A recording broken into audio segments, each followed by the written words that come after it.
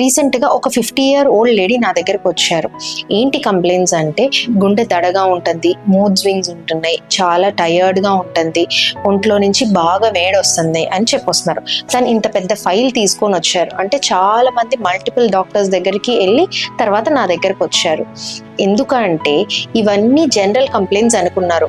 Heart problem, lungs problem, లేకపోతే neurological problem అనుకున్నారు. But this is not, this is a menopausal issue. So మెనోపాజ్లో వచ్చే symptoms చాలా మందికి తెలీదు.